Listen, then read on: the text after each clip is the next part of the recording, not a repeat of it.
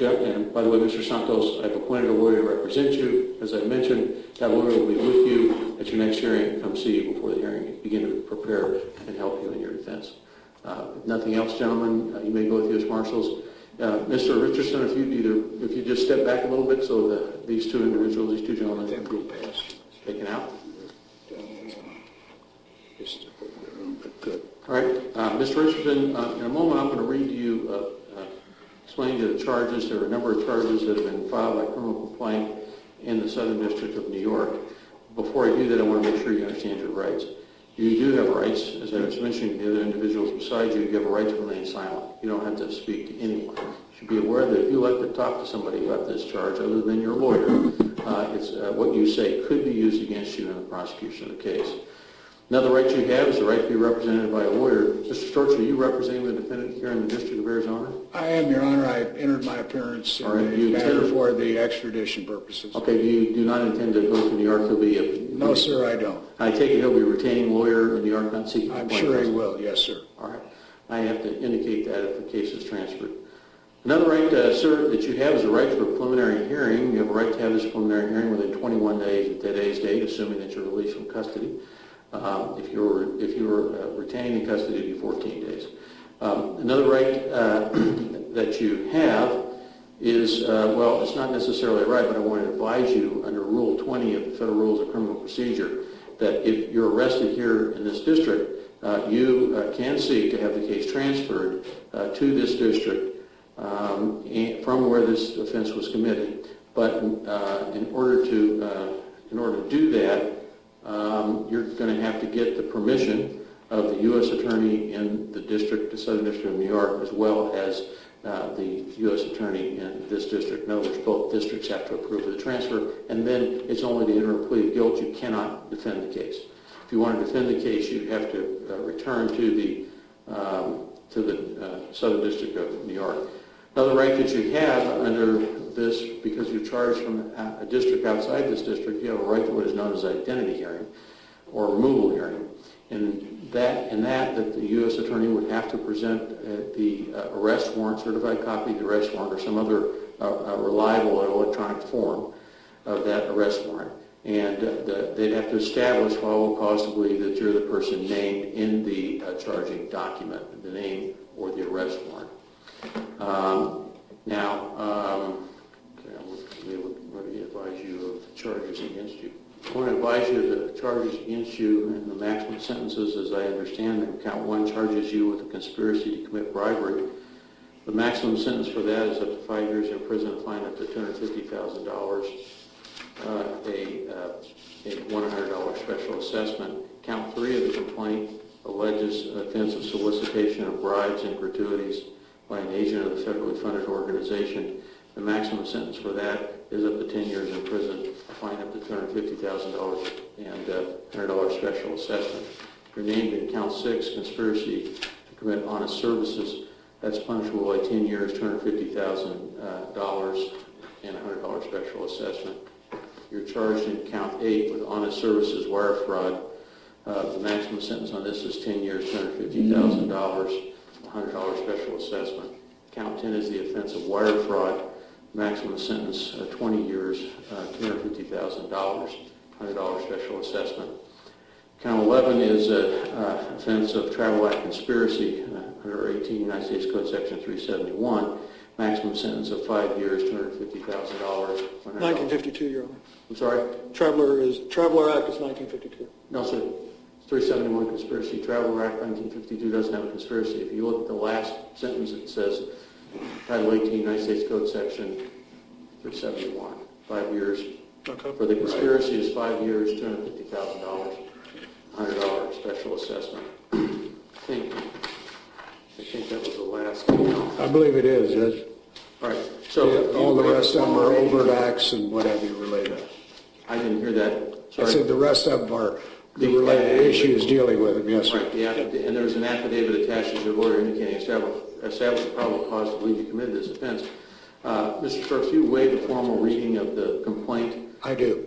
All right. Now, with regard to this case, I also should mention, I didn't mention this, that each of these counts have a term of supervised release. The maximum supervised release would be a total of up to 3 years of supervised release. I've been handed some documents. Looks like you may have signed them. They are related to the waiver of your right to this identity hearing that I explained to you. Is this your signature on this document, Mr. Richardson? Do you want to give up your right to this hearing I described? Yes. Yes. All right, so let me explain. You have a right to have it in a little more detail than I have. You have a right to have this identity hearing. You would attend this hearing along with Mr. Storks. The prosecutor would be required to bring his witnesses and evidence into the courtroom. And so while you attended the hearing, Mr. Storks would cross-examine their witnesses and challenge any of their evidence. You'd have the right to subpoena witnesses, testify, present evidence, or testify yourself. But if you didn't want to, you wouldn't have to do any of these things, and if you elected not to, I wouldn't consider that in any way. The purpose of the hearing would be to determine whether or not you are the person named in the warrant for arrest, not to defend against the actual facts of the case. You have a right to return and agree to return to this district and by doing to the Southern District of New York, and by doing so, you don't admit to any aspect of the charges. You're just willing to go back and defend against the allegations. So, did you sign this document? Is that what you want to do, is give up these rights? He signed the document, yes. Is that correct, sir? Yes, sir. And you want to give up your rights and be transferred back to the Southern District of New York? Well, we want to be transferred back to the state of New York, and he's waiving his right to the extradition hearing because that's all private. Right, that's what I'm asking. Yeah. Right, sir. Okay. Yes, sir. So, all right, and you'll be retaining a lawyer back there, is that correct, Mr. Richardson? Yes. All right, now, with regard to the issue of release versus detention, is the government objecting to the conditions of release recommended by pretrial services? Your Honor, we have no problem with him being released. However, we would ask for $100,000, in speaking with New York, $100,000 personal appearance bond. We believe that this is appropriate. There are two main, on the assessment of non-appearance, there are two main factors that I think can change. One, the recommendation is based on the strength of his ties to the community. The second is his stable residence. It looks like his residence is rented, and he's been living pretty much month to month based on his salary. There's no real indication on how stable his employment is going forward. Well, wait a minute now.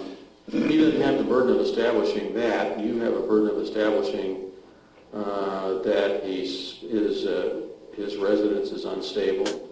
You have, and it shows from his pretrial services report, he's lived 9 years in the community. It's my understanding he works for the University of Arizona. That's correct. And so that would seem to be at least historically stable form of employment. Do you have any evidence, or are you presenting evidence that the defendant's going to be removed from that position? No, Your Honor. So what could happen? I think what you're arguing is the university could take action, but they haven't taken action. They have not. They have not. And they could wait until these charges are resolved, or they could take action earlier. We don't know that because we don't know what the contract provides. Is that an accurate statement? That's a fair statement, Your Honor. Okay, I don't think you've met that. My concern is this. I'm required to set, according to the law, the least restrictive conditions of release that will ensure the defendant will make his future court appearances. At this point, Mr. Richardson has indicated that he wants to voluntarily go back to the Southern District of New York to face these charges. That weighs on my mind as to whether or not he's actually willing to defend the charges. He's not trying to fight him. He's going to go back there and defend him. And he seems to have stable employment, and according to this, he's lived in this community for 9 years. Do you have anything else you want me to consider other than that? Given that that is your basis right now, would you consider any termination of his employment to be a change of circumstances down the road? Well, of course, but that wouldn't come before me. Once I transfer this matter to the Southern District of New York, that will be the decision of the judges who will be handling the case. I do have a judge and a date because I was advised that this was going to happen. So I don't. What I think doesn't matter. I am saying that at this point in time, we don't have evidence he's going to lose his job. We don't know what's going to happen. And we have evidence that he's lived in this community for 9 years. I would guess that many, many people in this community rent homes. I don't want to inquire from you, but I suspect that there are people in your office also that rent homes. That doesn't mean that they have an unstable residence. Correct, Your Honor. So, I mean, I'm just struggling with why I need more.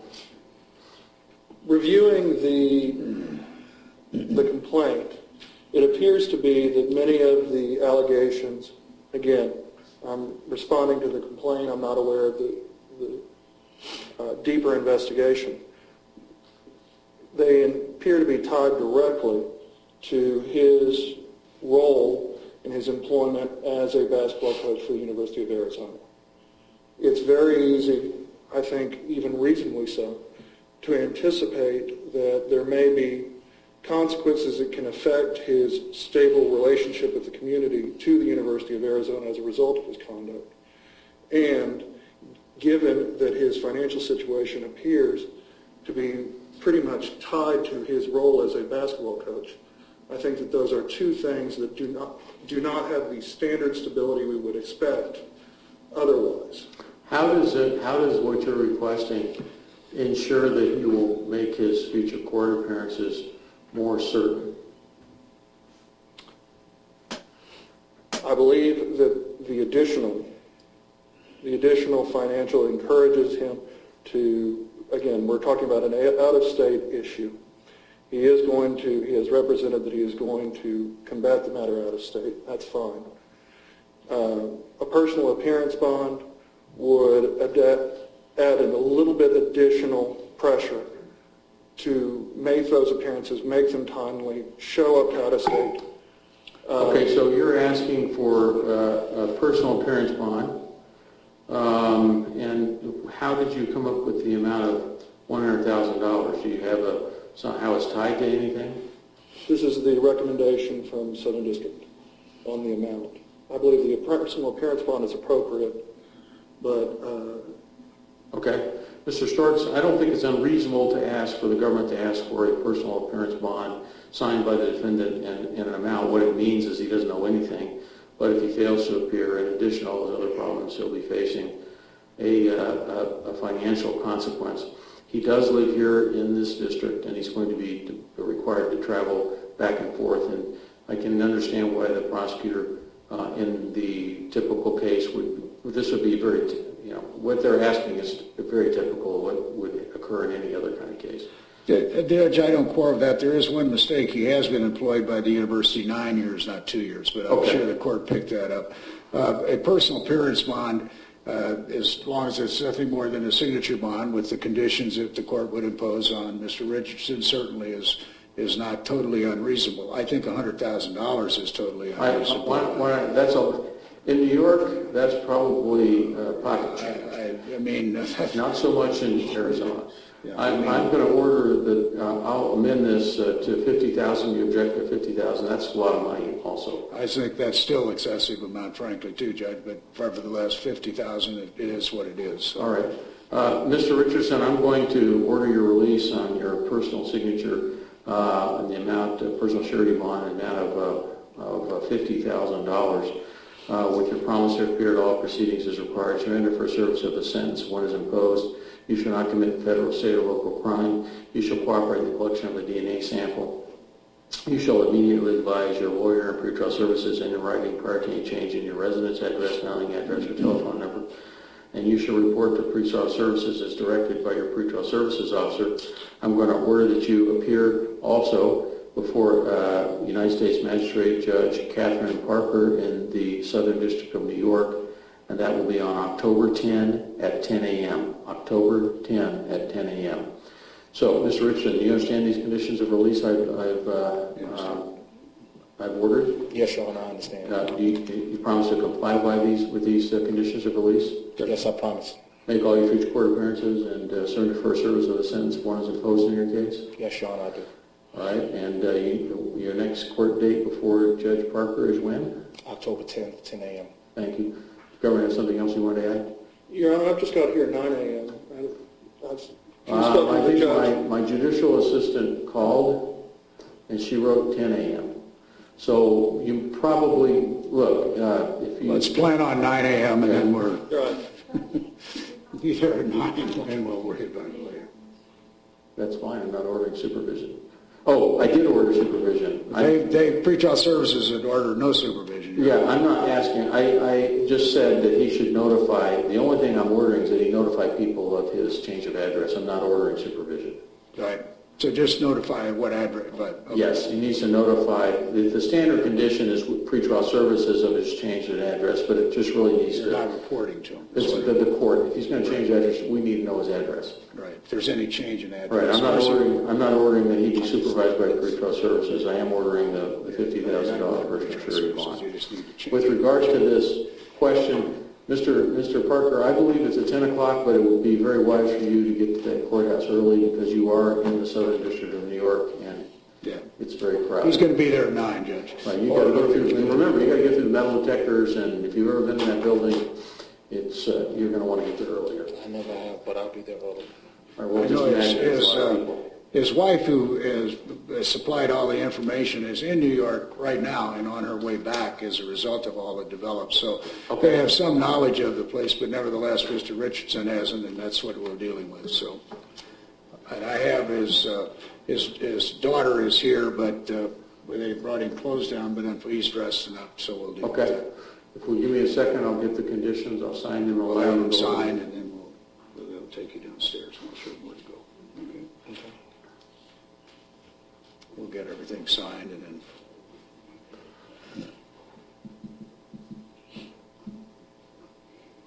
And I have explained to him the personal appearance signature bond. Basically, as long as you do what you need to do, you don't have Right, any don't concern. violate any conditions and you don't have to pay. If you violate a condition, if you fail to appear, you should be aware that if you fail to appear, there are serious consequences.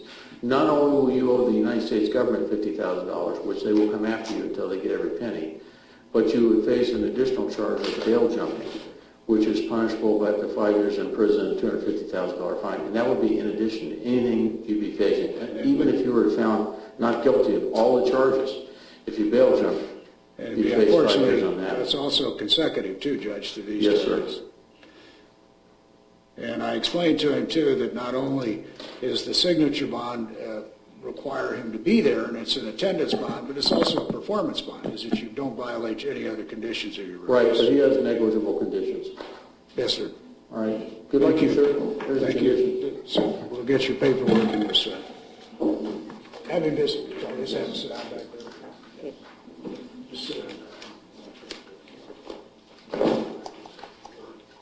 I think that concludes the court's initial appearance. Yep.